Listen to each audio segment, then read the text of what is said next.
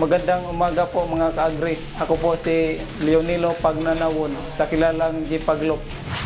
Mahigit isang taon na po akong nag-alaga ng kalapati. Ako po ay membro ng isang Metro Cebu Racing Pigeon Association.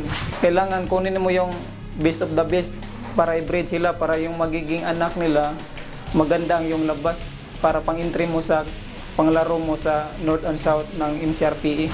Kailangan kondisyonin mo sila bago i-breed para healthy yung katawan nila, yung mga anak nila magiging kondisyon at malaki yung katawan para hindi masakitin.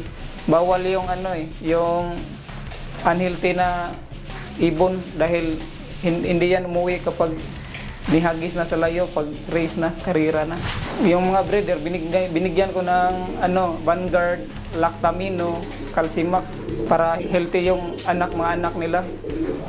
Tapos binigyan ko ng Electrogen para hindi sila stress sa pag na breeding. Ito yung Lactamino, multivitamins, amino acid, LDI product. Ito yung binibigay ko sa inakay para masigla yung katawan nila.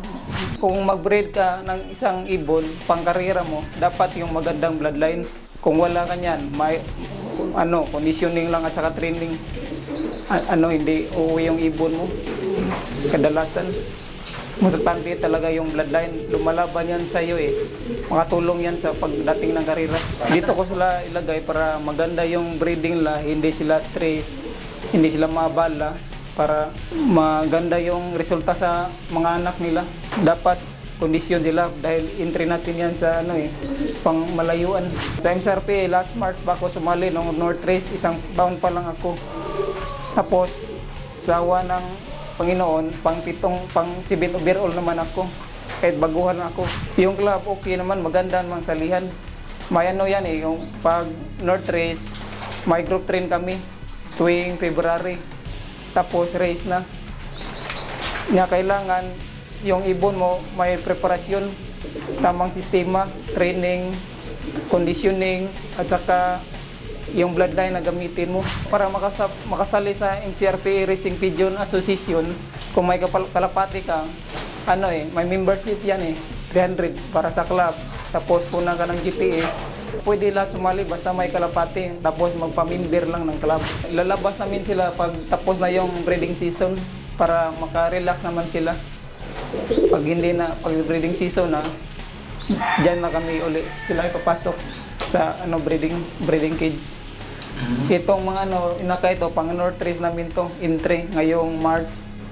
Yung iba, lumilipad na, yung sa amin, inakay pa lang, yung iba hindi pa nag-breed.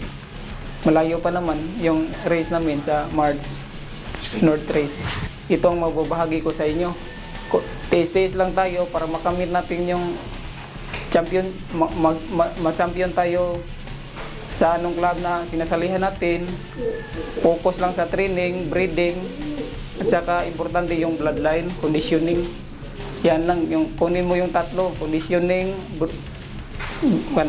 training, focus lang, at saka bloodline.